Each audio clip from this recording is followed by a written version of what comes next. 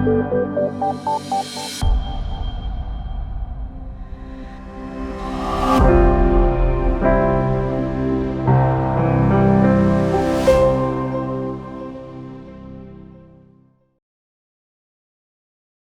and welcome to today's ID Talks. We are very, very happy to see so many faces here in the room of Zoom they keep returning to our ID Talks. We are very, very happy and also really hopeful that many people are following us, the video recording on YouTube and the broadcast on Facebook right now. My name is Anna, I'm the facilitator of ID Talks, and today we are actually closing our spring season of ID Talks year on mental health. This year, SALTO Inclusion and Diversity Resource Center has partnered with Mental Health in Youth Work project, and we will be dedicating the whole year to mental health in youth work. In spring, we are working, our series are going under the motto of understanding mental health. And in autumn edition, we will be coming back to discover mental health practices together. Today is the fifth series, the fifth ID talk of this spring and the final one for this spring. And we are going to focus on youth workers' well-being. Of course, in order to take care of someone else, you need to take care of yourself as well. But how do you do it? How do we know that we have mental health and well-being issues, and how we can prevent and overcome emotional exhaustion and burnout? These and many other questions we will be discussing with our today's guest speaker, Natalja Gudakovska from Latvia. It's my very big privilege and also gives me a lot of joy to present Natalja, a long-time colleague and very good friend, but also an amazing professional in organizational and the work psychology. She has finished master's studies in organizational work psychology at the University of Latvia, and has been also called as one of the psychologists of the year, contributing to the development of psychology and psychological science in Latvia in 2020, but also a practitioner with the youth work experience of over 20 years, supporting young people and youth workers in their professional practice. She has experience in working on crisis intervention hotlines. And I think I just need to pass you the floor now, Natalja, to continue presenting yourself. Just for our audience here and on Facebook, if you have any questions to Natalja while she will be presenting, please actively use our chat and we will bring your questions to her attention after the input is over. So Natalja, you have the floor. Okay, thank you very much, Anna, for so nice introduction. And I think it's enough of introducing myself. I would rather, I would rather like also to maybe start a talk, and I'm very happy to be here today. And actually, I think we are talking a lot for in the last years about the mental health of young people, which is very important topic, and mental health as such is a very important topic. But I think also that it's very important to talk also about ourselves, those who work with young people, and think how we can support ourselves, how we can take care of ourselves. Because I think, as you mentioned, it's I mean, if you want to work with others, it's very important to keep our energy, our resources on a level that we can share them also with others, but also feel ourselves good. And I'm very happy and very honored to talk today. And I think I'm more used to be in this environment when we are, talking and in parallel, several people. I will do my best, to introduce what I have prepared. And I'm also looking forward for the questions coming from all of you.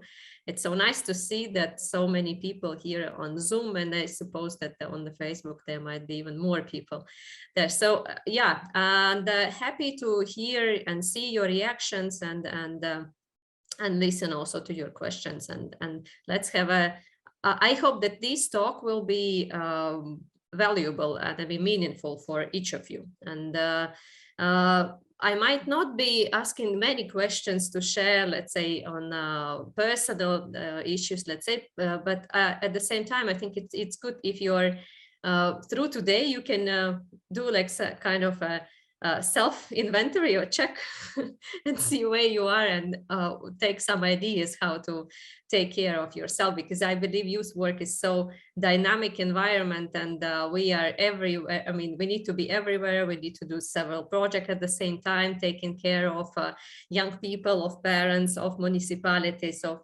decision makers, and so on. And at the same time, I mean, we still to keep this energy on, and the mental health is the resource, let's say, what helps us to keep our energy on. I will start sharing the presentation now, and let me see how it works. So I have prepared some slides, let's say, to share with you today, and it's more like let's say overview, and definitely later in the article, if there will be more questions coming, I will see, I mean, what I can add that might be meaningful to you. And speaking about the well-being, I think actually I thought that it's good to start with just bringing again in this what mental health is, because I suppose some of the speakers already mentioned this in the previous talks. But I think it's important that when we talk about the mental health, we understand that there is no this good or bad condition, let's say, or one side or the other side. I'm in a good mental health or in a ill mental health. Yeah, it's a kind of a continuum. And if we talk about the well-being, we are talking about this left side of this continuum, where a person is emotionally healthy, where a person is full of the resources, where person is feels good and happy, and full of energy and resources to act every day in both in the professional environment, and also feels after that full of energy still to do something else. And I think if we look at this continuum, the other side, the right side of the continuum is the stage or the state, I would say, when we are when there might be different signs, let's say, saying that we are either out of the energy, or we are feeling actually that our mental health is at the state where we are we might need some support. And in between as well, like reacting in injured, if we talk about the react, and we might be in the state when we are experiencing some distress, let's say, or stress, which is quite intense because of this, either some situation, or I don't know, some project is at the moment when we are lacking financial support, but we are expecting the group to come or something like that. Yeah, when we need to deal in a very short time with some situation, let's say. And if we talk about the next, the third state here, like injured, it's kind of in a more continuous time experiencing of some, let's say, challenges, emotional challenges, psychological challenges that we can see either in the behavior or in some other signs. I put here also kind of a, let's say, more explanation for that. Yeah, if we are in an emotional well-being state, we are physically and socially active, we are dealing, despite of any challenge we are facing, we are ready to deal with that. We are looking for solutions. We have this potential, let's say, and we have this energy to act. And we are self-confident, despite one situation went out in the way that we did not expect. We are taking care of ourselves in terms of eating, sleeping, and basically are able to deal with the everyday responsibilities.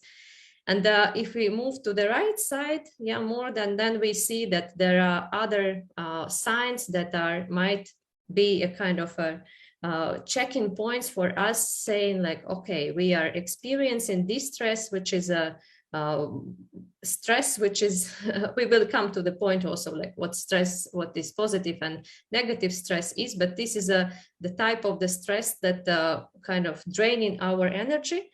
And if we are not taking care of that, we can get in the state which is the next one, yeah, like experience long-term distress, and then which might lead to the next stage where we might face some difficulties and mental health difficulties, and or even more serious disorders. And yeah, some ideas also for you, like if in a state of distress, let's say, we might have some difficulties with sleep, some signs of anxiety, then some lack of, let's say, of energy to do something, difficulty to relax, being all the time mobilized and having this need to react. And we might have this wish to reduce some social activity. And if we experience distress for a longer time, or this negative stress for a longer time, we might also have some other signs, like, let's say, being more, let's say, emotionally vulnerable, experiencing, I don't know, some, let's say, stronger emotions like anger, or hopelessness, for example, or crying, and so on. And if we are moving further to the let's say, to the very right side, then there might be some other signs which say that, yeah, we are experiencing more difficult conditions. But this is just also to highlight that basically we cannot say that there is a good mental health, let's say, and ill mental health. Yeah, this is, we are balancing from time to time on this continuum. And but it's very important to see that, I mean, to have this ability for us who are working with others, who are spending a lot of energy, and to be able to identify, okay, where I am, and according to that also find out the resources, yeah, or find out the way how to refill our resources, how to refill the energy. And if we talk about the well-being, actually there are so many different definitions that they say what well-being is. But I think actually if we, in general, what well-being is, yeah, that this is the state or the experience such of the health state when we are healthy, happy, and I mean able, full of these resources, and that we just can feel good and well in different situations, both in professional and personal ones.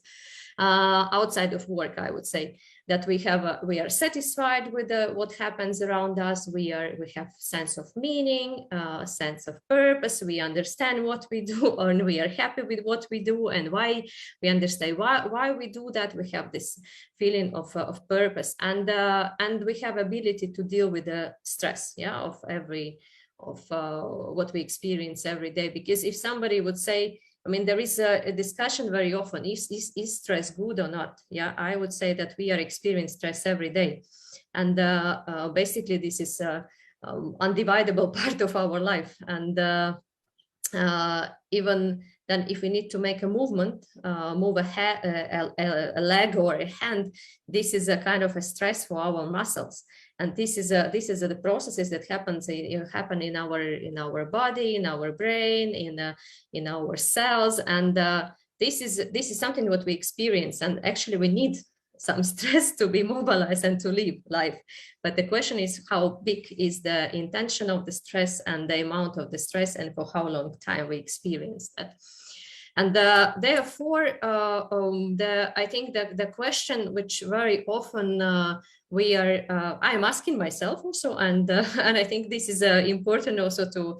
I would be interested also to see your reactions. Let's say you can use your emotion signs, like what do you think? I mean, do you agree with this statement, or you would rather disagree?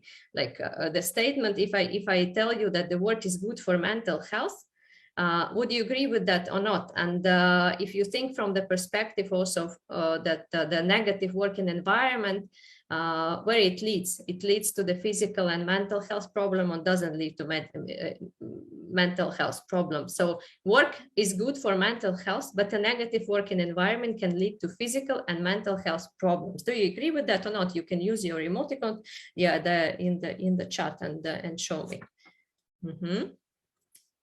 Anna, if you can help me a little bit with the statistics, I don't really see all the people in here. Is it more agree or disagree? we see a lot of agree, and also some people haven't made any sign, but I, at least in my screen, I haven't seen anybody that would disagree with that statement.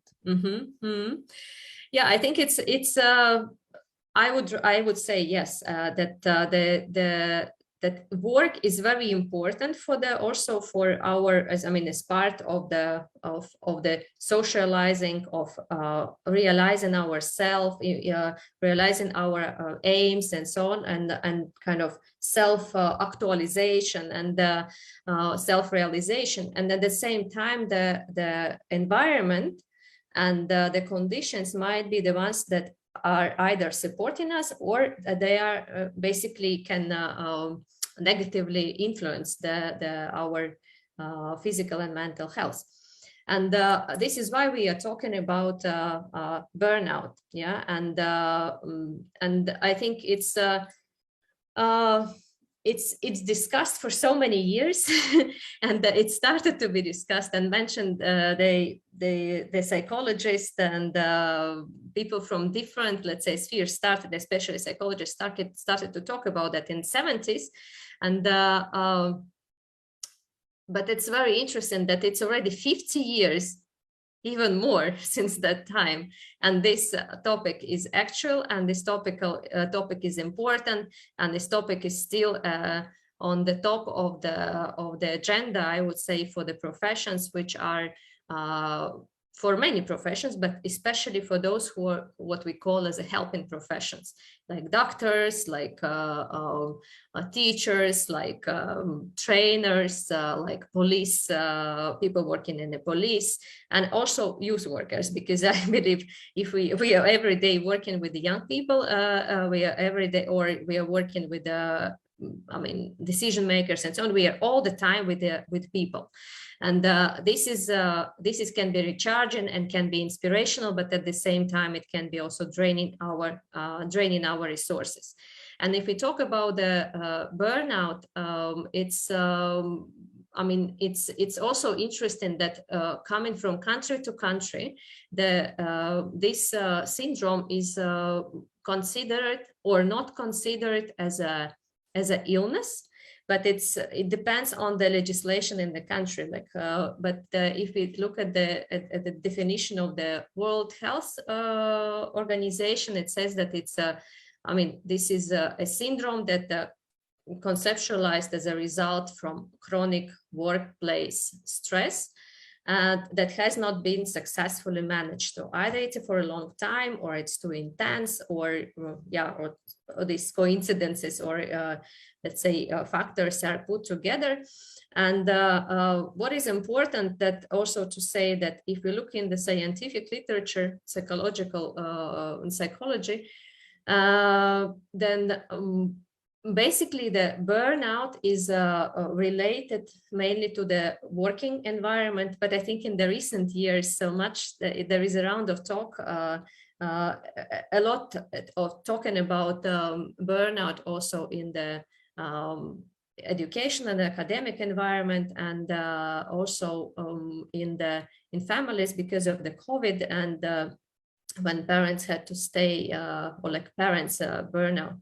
But I would today focus mainly on this work related burnout, let's say. And you will see also in the literature, or in some information what you would read, that actually this is but that we can say that we are focusing on burnout mainly in the working environment. And what is interesting that I read also some studies that burnout is people can experience burnout when the stress is too high, and the work environment is too intense, and there is no this possibility to manage stress in a healthy way.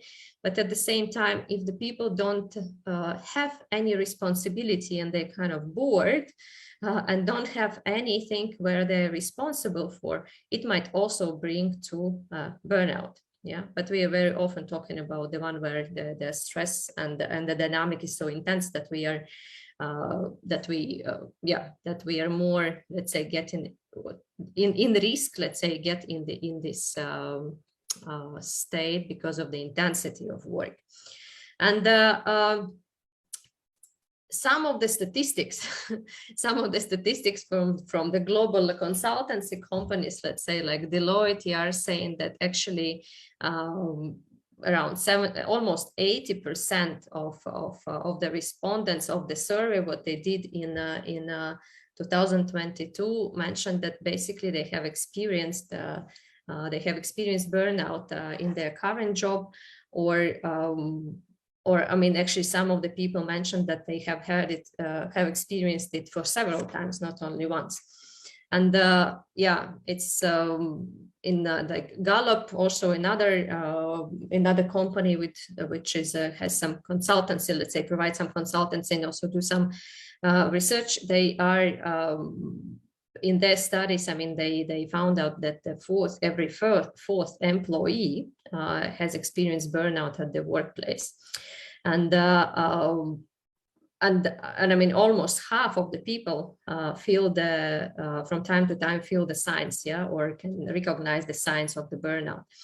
I will try now to get to the to Mentimeter. I wanted to ask you one question. Very good. So I would invite you to enter the Mentimeter, and yeah, go to the let's say the link, like www.menti.com, and enter the code, what you can see on the screen, 55383833.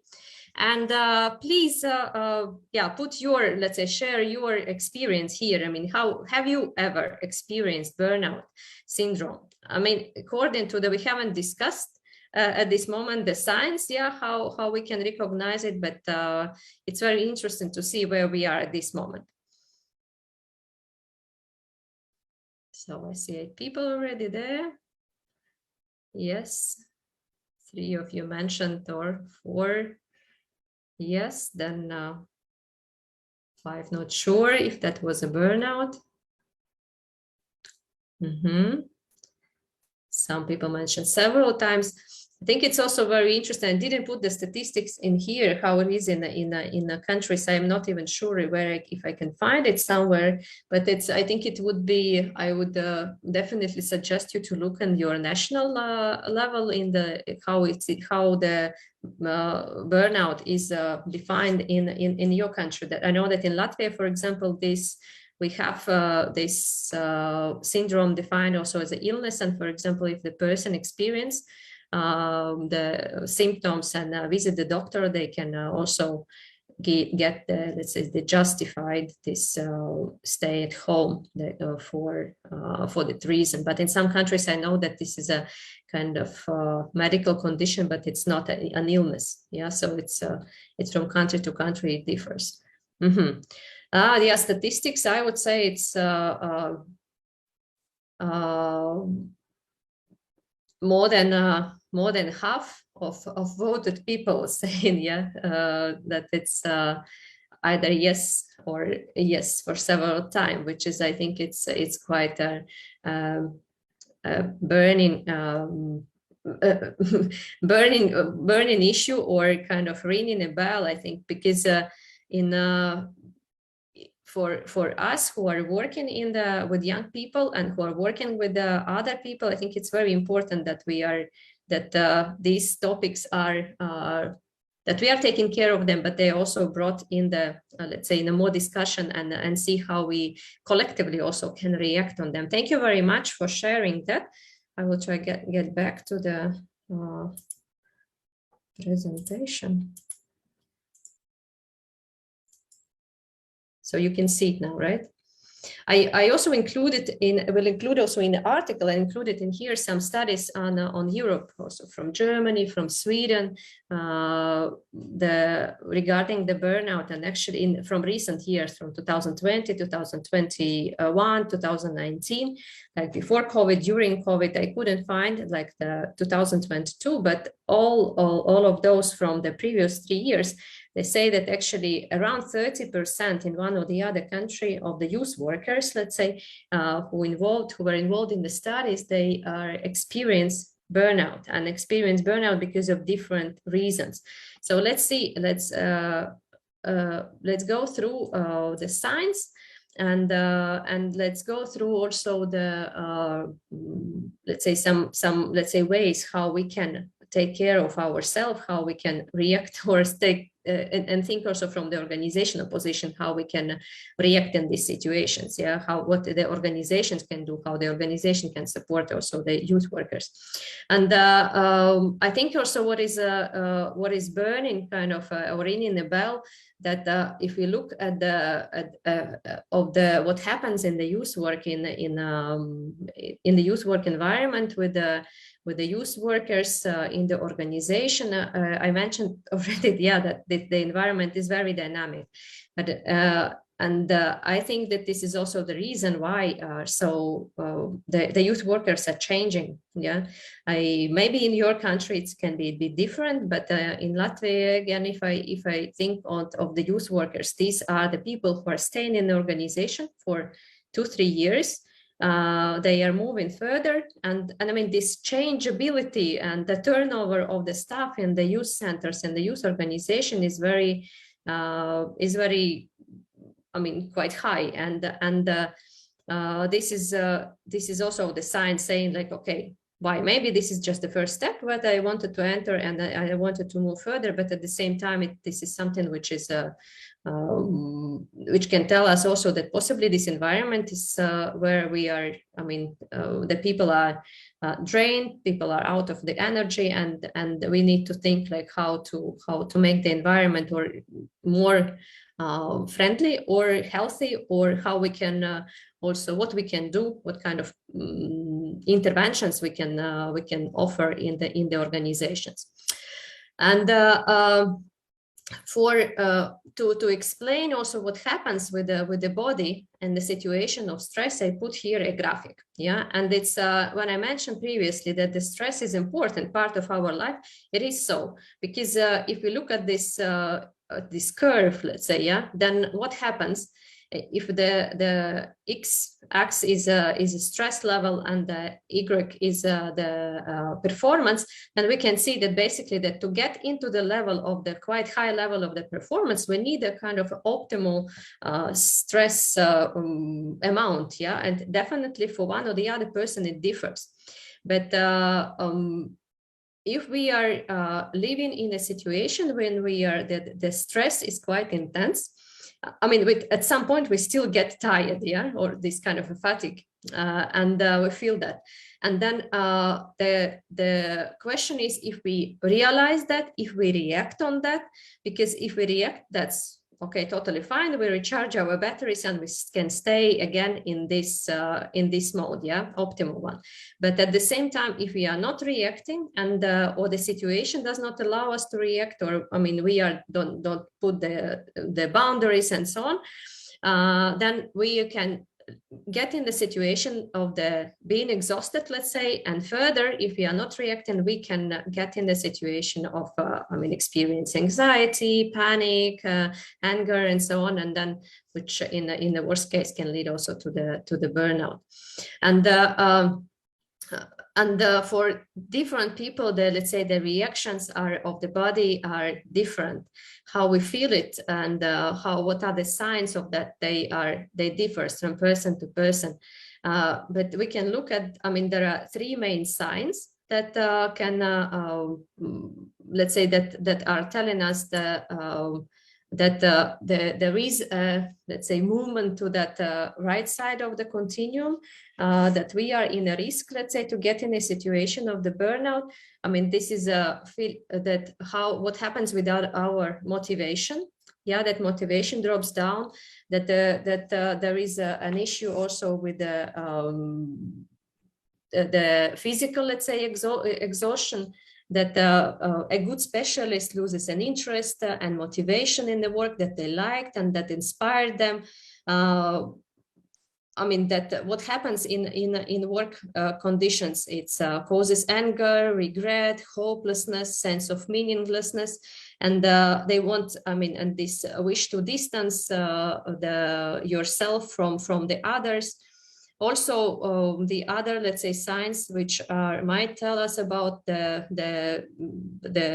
let's say the that we are moving to the, that there is a risk, yeah, that we are a bit further than that our body can adapt or can deal with. That we who are the passionate, let's say, and interested in our work become apathetic, become indifferent, cynical, sometimes quite also opposite, yeah, aggressive, angry, easily irritated, explosive, harsh. And definitely the capacity decreases, yeah, that we cannot be productive, we we cannot fully develop we get sick more often, we are late for work, we make more mistakes, and so on. And basically they can be grouped, the signs can be grouped like in 5 categories. One is the emotional manifestation or emotional expression. It's like frequent mood swings, depression or depressive mood, emotional exhaustion, mild, let's say, irritability, indifference, anxiety. There is also the other side related to thinking and thinking processes and cognitive processes. There is a difficulty to concentrate and make decisions. Kind of challenges with memory, illogical, stuck, schematic thinking, like this black and white thinking, only right and wrong, and so on. And then on the physical levels, there might be some signs, and chronic fatigue, frequent headache, shoulders, neck muscle tension, back pain, weight, different fluctuations, heart beating, increased blood pressure, more frequent colds, and so on and so forth, different diseases. And in the behavior also there might be some signs, let's say, that we can tell us, yeah, either the colleague or myself, we are having a difficulty, like more frequent use of addictive substances, forgetfulness, carelessness, absenteeism, or like, yeah, being absent from work more often than being there. Presenteeism as well, like being present at work but not productive at all. And the other aspect what I mentioned already is related to motivation, lack of motivation, lack of passion, lack of interest in work, and dislike of the work what we really liked previously, negative assessment also of the work got from somebody else, and being the cynic to what happens around. And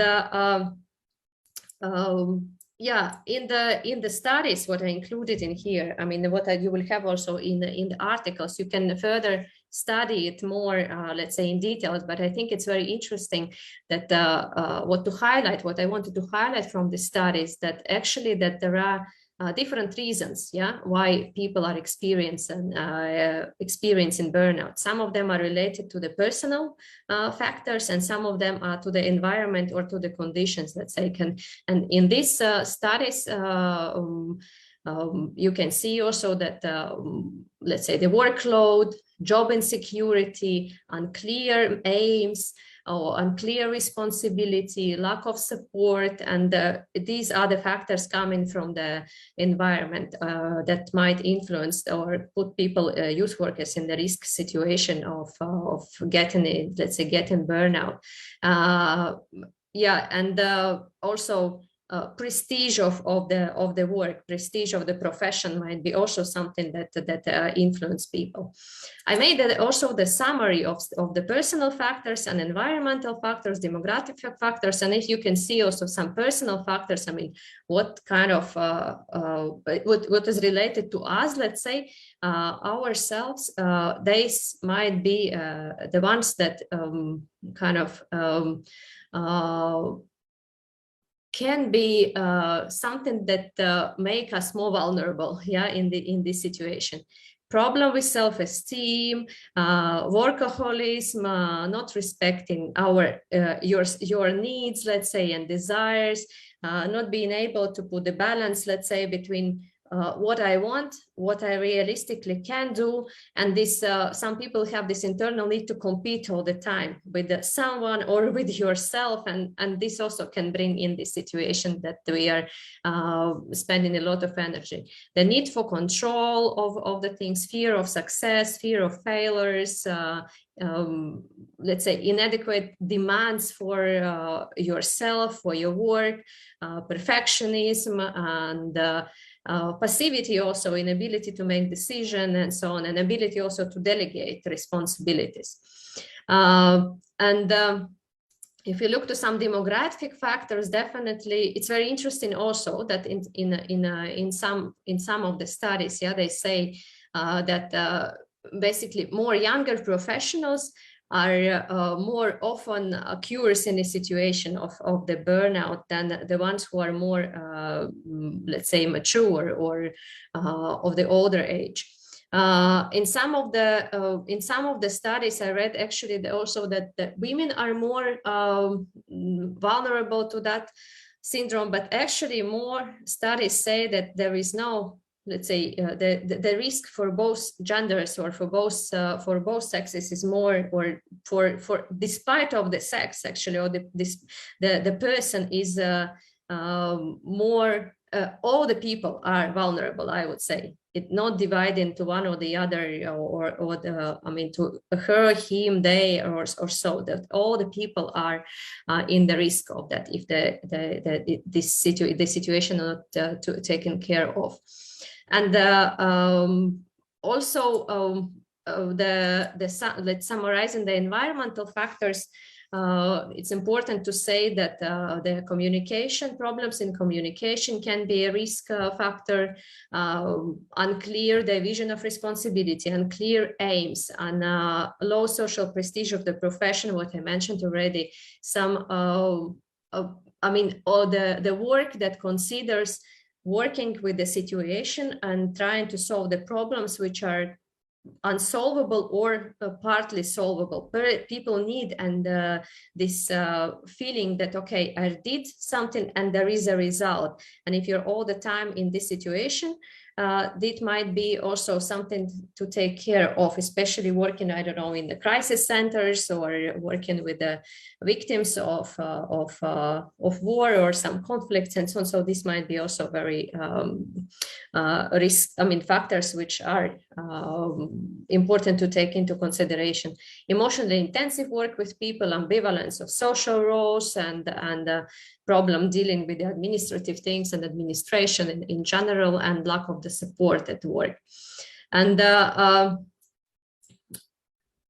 And yeah, some other aspect as well, like no vacation, no lunch break. I know in youth work, some people work for 8 years, never take a break, go to a project and so on, consider this to be a kind of switching off, switching on, but at the same time, you're all the time in this, like a squirrel in the wheel, yeah, running. And this is important to consider.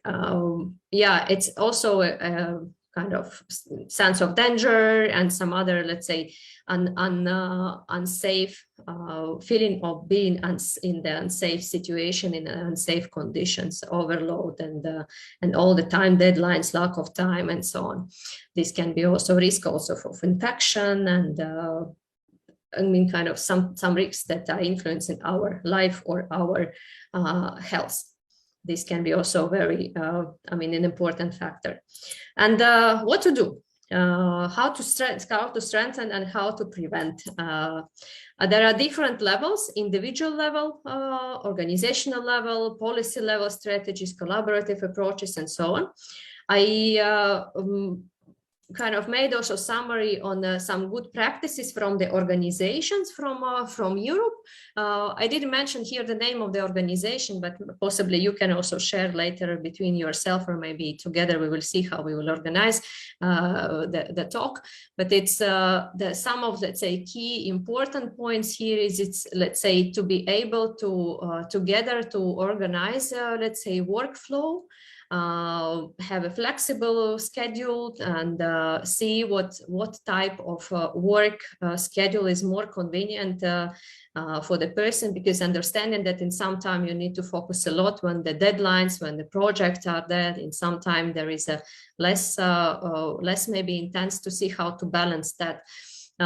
Professional development for every person, it's very important also to spend some time developing themselves, both professionally and personally, also looking for some ways also how to how to develop those skills that help me to, I don't know, like be more mindful, deal with stress, learn one or the other technique, how to do that.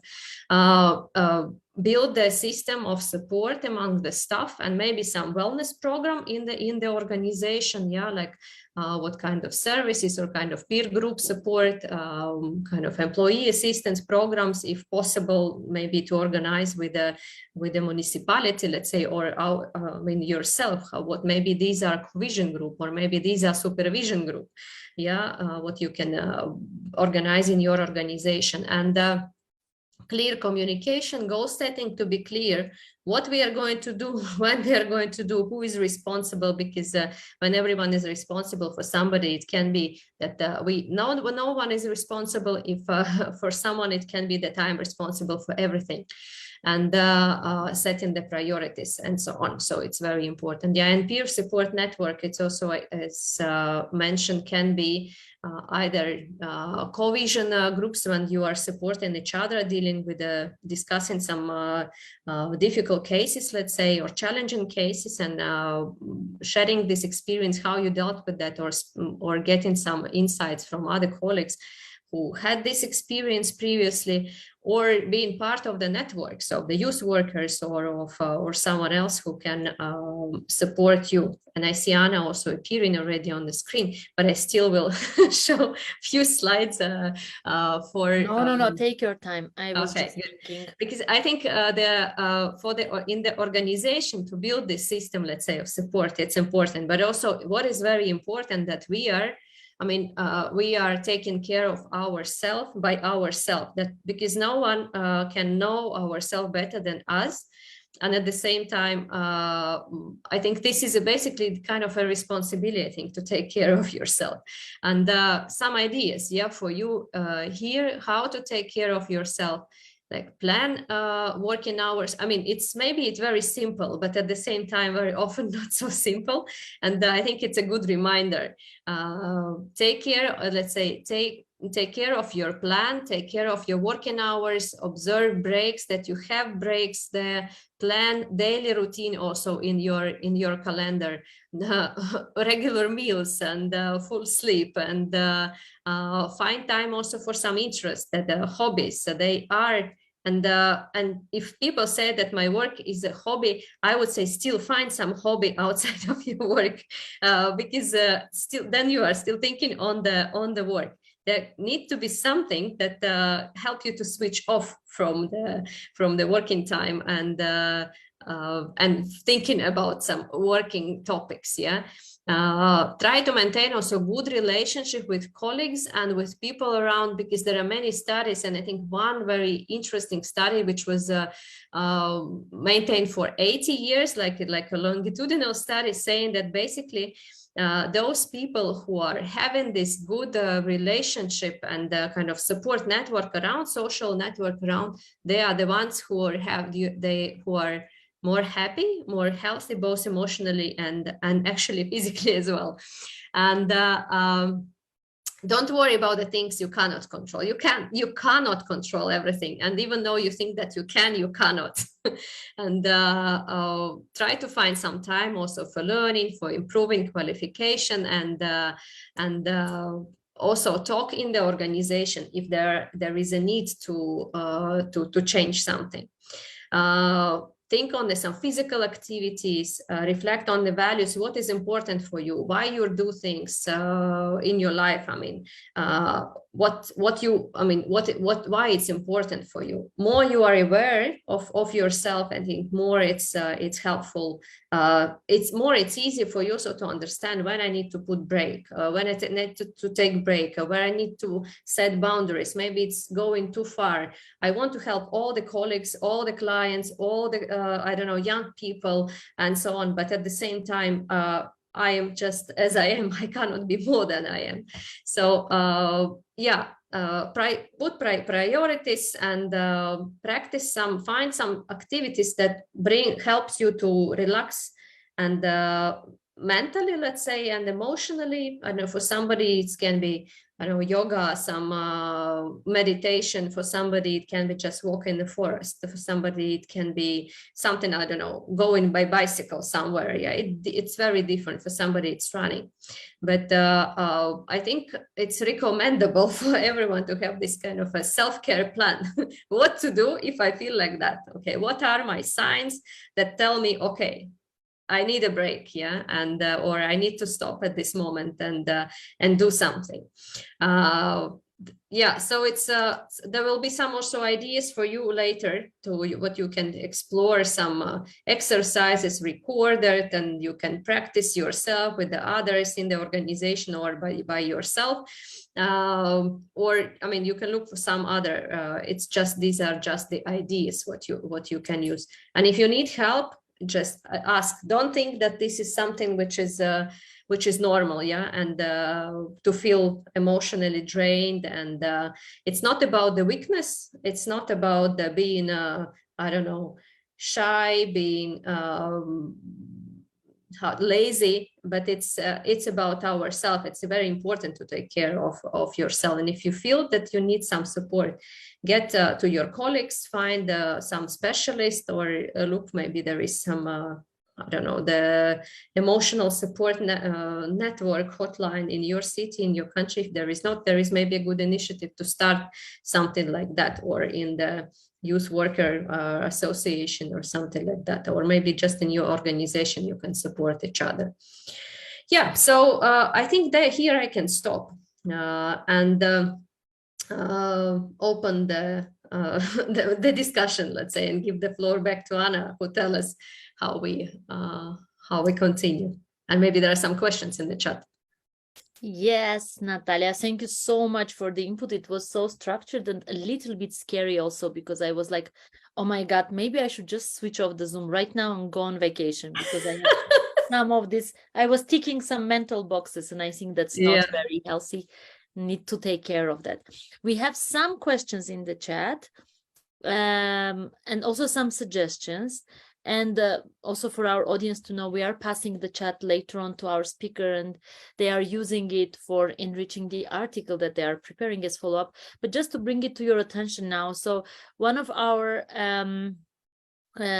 audience members, Arpad from Hungary, is asking whether you have any specific suggestions or some proposals to support already overwhelmed colleagues, the ones that experience different levels of burnout now. So not preventative measures, but maybe something that is countering burnout. Like, what would you suggest to these people?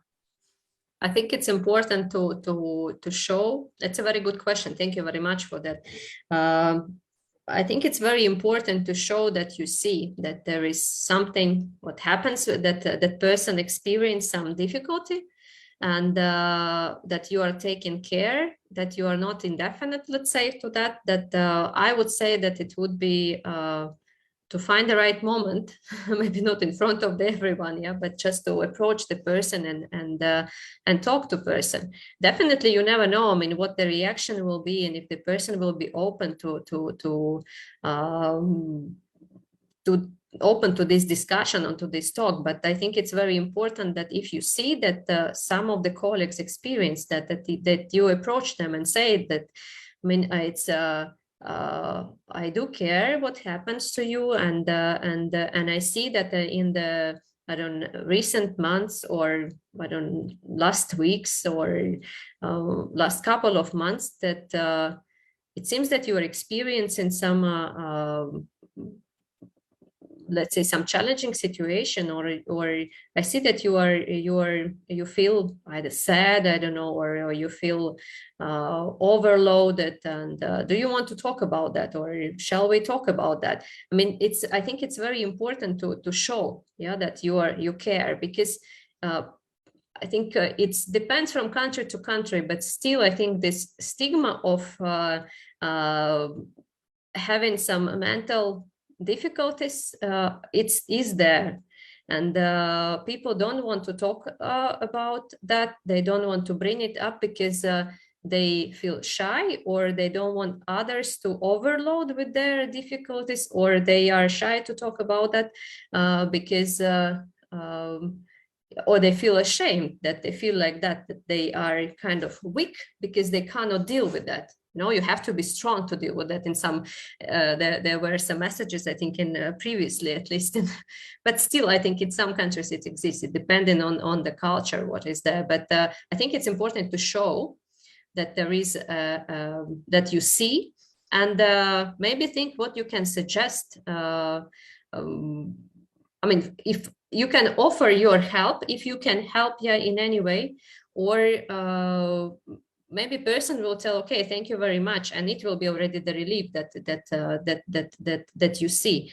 Or if you can suggest also where the person can find some support, because if there is a quite let's say a difficult situation, I would say that the person might need a specialist support, and you cannot do anything about that. But what you can do, you can pay attention to that and show that that you care about that, and kind of make person kind of help the person to do the first step, I would say. Thank you, Natalja. We have some more comments in the chat, but there is an interesting question that came in, and this is also a little bit linked to the question that Maria, our colleague, had before. What do you think? Do employers take advantage of youth workers generally? Is there any way to make sure that employers don't take advantage of youth workers? And maybe one of the things, what is your take on this no contacting after work policy that we hear now that in some countries they are even being brought to a legal kind of dimension, and then legally the employers cannot contact employees after work? If you can give us your take on this. Yeah, that's also very good question, and I think it's one of the challenging question, because if we go to I think there is no recipe maybe, unfortunately, yeah. And because we also, if you can look at the situation in every country, how youth work is regulated, how youth work is defined, I think it's so different. I think in some countries it's more voluntary, and in more countries it's more professionalized. And then we can talk about contracts where we define hours, where we define, who contact whom after 5 in the evening and what time. But if it's voluntary, then it's what we can define. It's more like on the agreement. And I think this is why I mentioned previously, it's very important that if you see that there is a problem, that people are kind of drained because of that overload and so on, it's important that in the organization you start to talk about that and try to find a solution. How?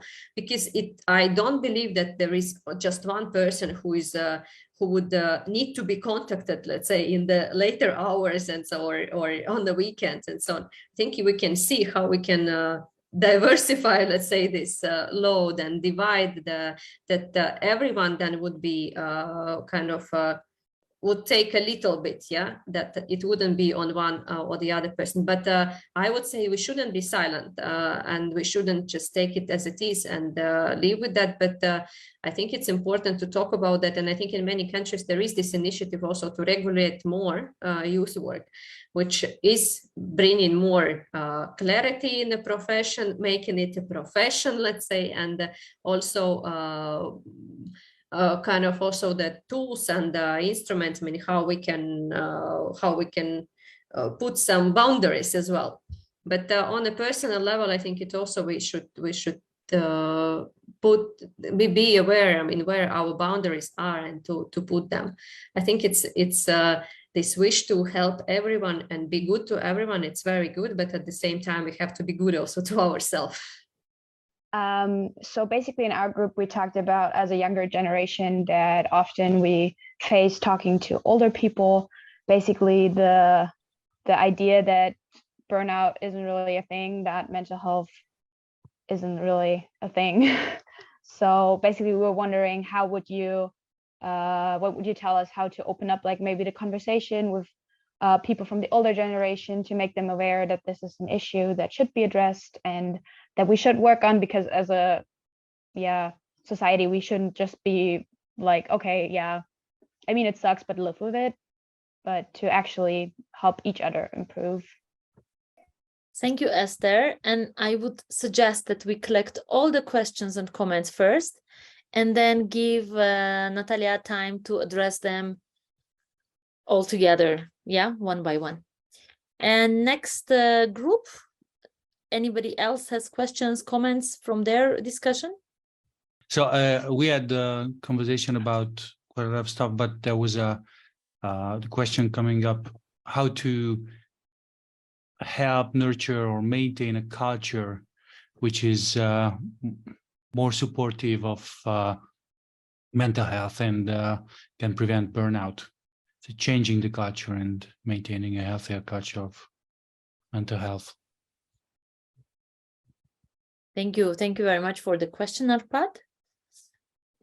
Another question, maybe I tell it to Natalja, because we discussed it a little bit in advance while you were in the breakout rooms, maybe to address a little bit is there any difference with what group you are working as a youth worker? If you are working, for example, with young people that are facing more challenges, are marginalized, or are coming from a more difficult walk of life, is there anything special that you need to do as a youth worker to be able to continue supporting these young people?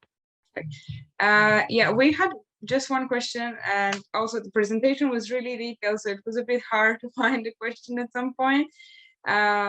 So thank you for that.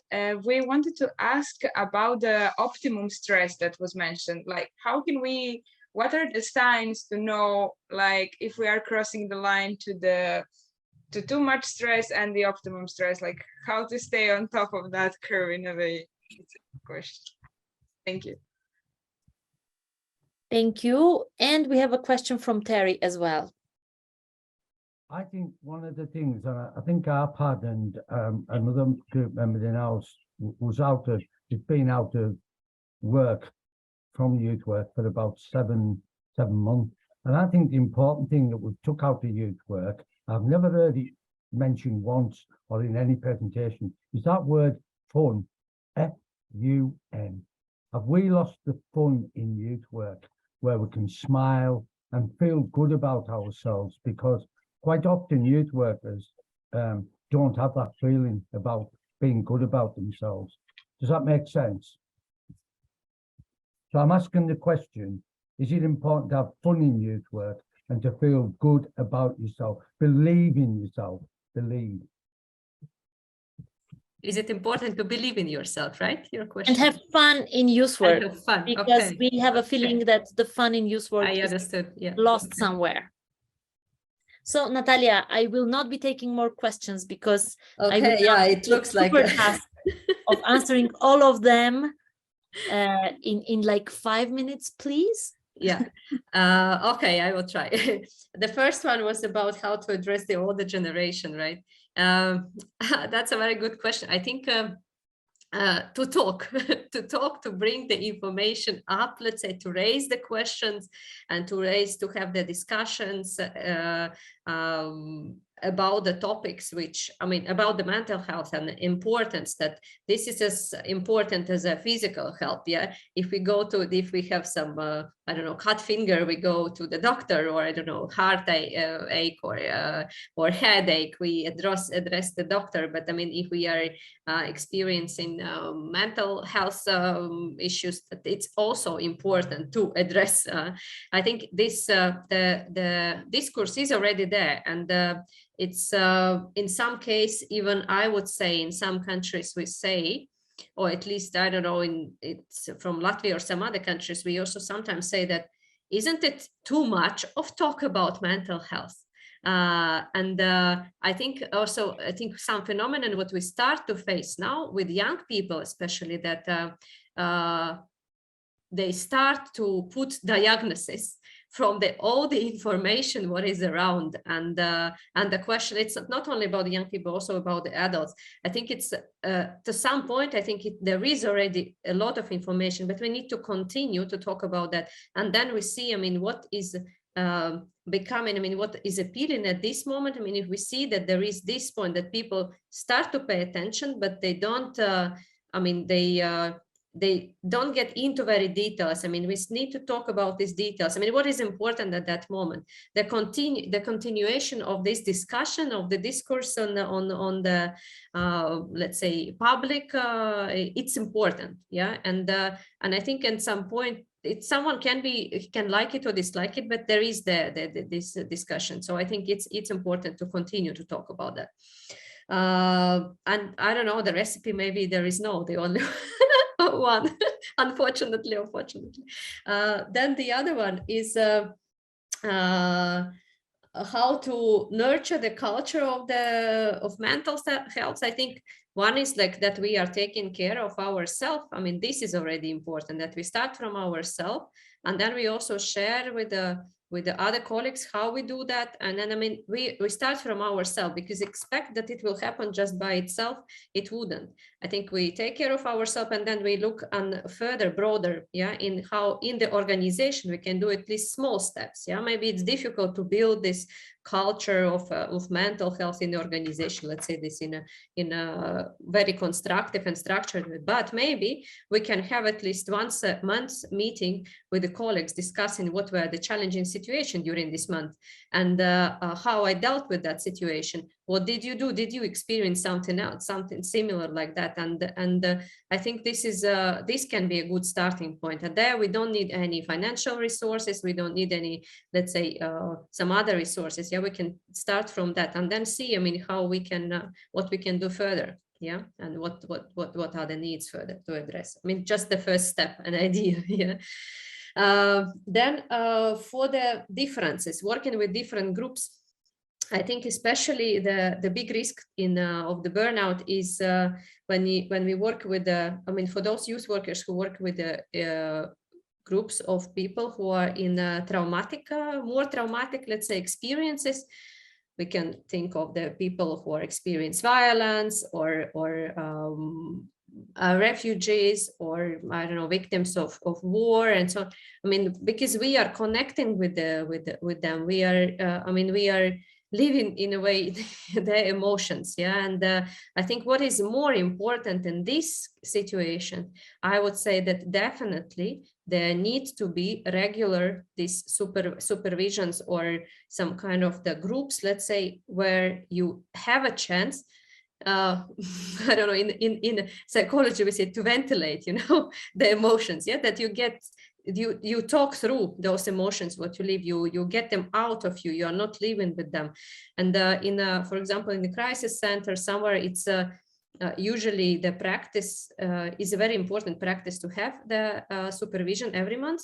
And then you can have a chance also to, I mean, in case, for example, if there are situations of death or something like that, I mean, which are very, very emotionally tough, then it's or suicide or something. I mean, there need to be a support right away. You need to talk through these cases. I mean, because it's more you keep it with yourself, more, I mean, it starts to influence you. I think it's even more important, and to ventilate out those emotions.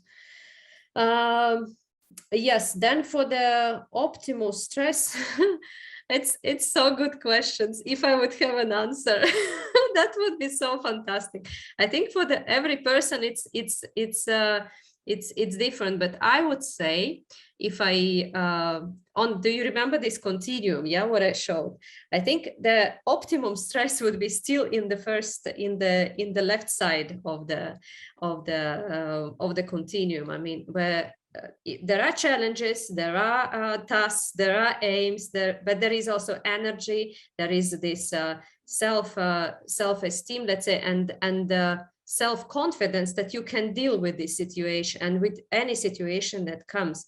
And I mean, kind of balancing between a bit, there might be that there is intense times in your work, but if you're all the time living in a very, very intense situation, that it might be that there is a breaking point for this optimum stress situation. I think it's a kind of I don't know, mobilization of all your ability, of all your senses, of all your ability that you physically and emotionally are totally capable to deal with the situation, whatever they are.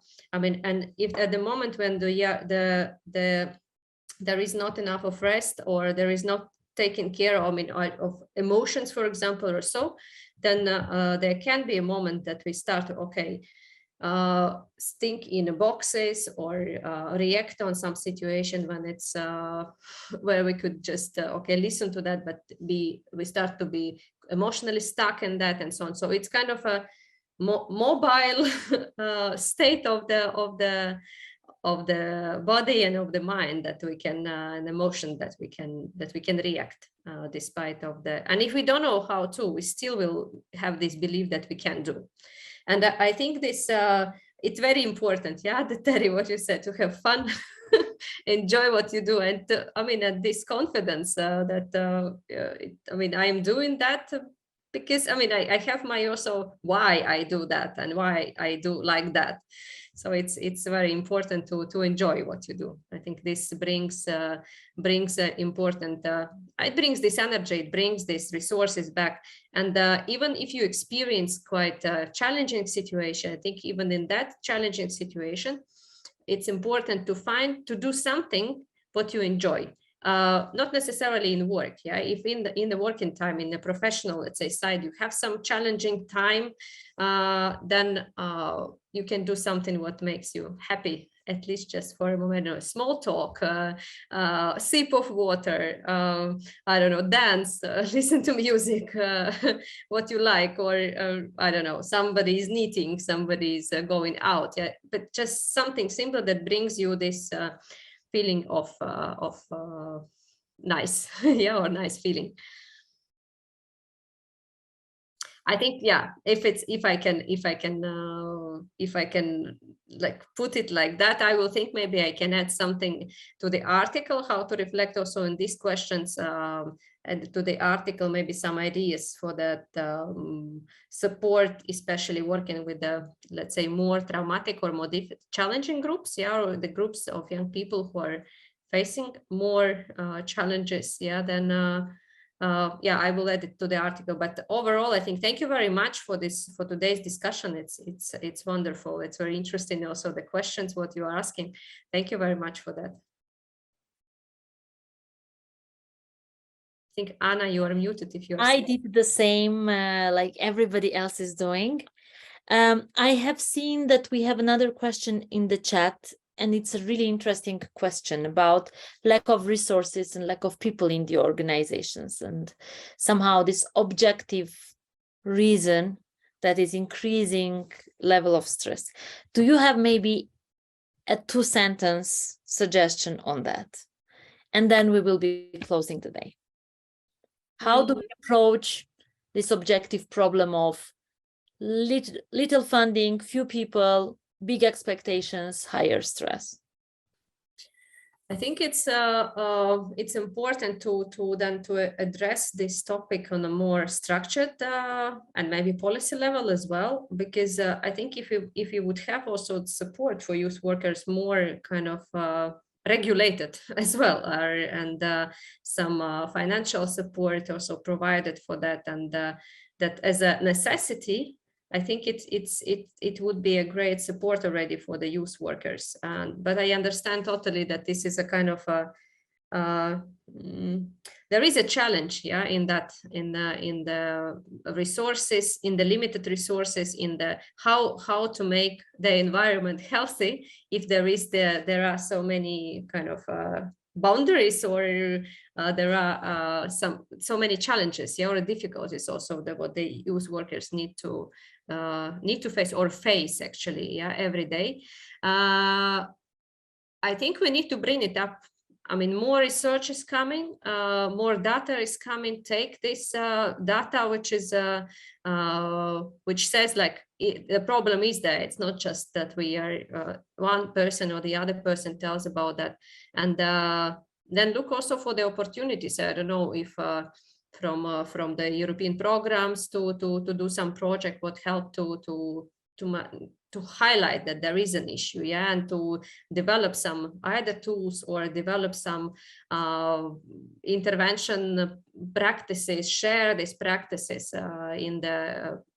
among the organizations, and in that way start to from one point of view support each other, from the other point of view also to make it the problem visible, that that more there would be more chance that the support would come also not from ourselves and from the inside, but also from the policy side, and also there would be instruments and financial support for that. Yeah, thank you very much, Natalja. Just before we say the final closing remarks, I would like to pass the floor now to Natalja and give an opportunity to have a look at the graphic recording that was happening throughout the whole talk. Thank you so much. I will share my screen as well, so you can take a look at today's visual summary of the talk with Natalja. Thank you very much. We had a nice revision, let's say, from getting to know about the mental health continuum to understanding different, let's say, breakout or breaking points for different people, to recognize signs of burnout, and then most importantly, finishing up with a touch of different examples and practices at different levels as well, starting with ourselves and the closest people to us, going to our organizations and the systems where we work towards applying changes, let's say. So it's not, as usual, the final version of the recording. The final version will be coming to your emails in a few days. So thank you so much for these inputs. Thank you so much, Natalja. Like always, I want to know how your brain works, that you produce this kind of amazing stuff. To close the day, I would like to ask Natalja to give some final words, and then very shortly I will pass it back to Maria from SALTO, our main organizer of the idtalks, to close the entire season of the idtalks Spring 2023. So Natalja, you have the floor first. Yeah, I think that there were very interesting questions brought. I think it's really I'm very thankful that I have this feeling that you were through the process, going through the process and following, and that these questions appeared. And I would like in the closing part, I think, to say that I kind of give you a task, actually, give you a task for yourself, like after this meeting, after this talk, to tell to you, I mean, to put in your agenda, in your schedule, make it maybe a bit more busy, but taking care. How will you take care of yourself today, in 1 week, and in 1 month?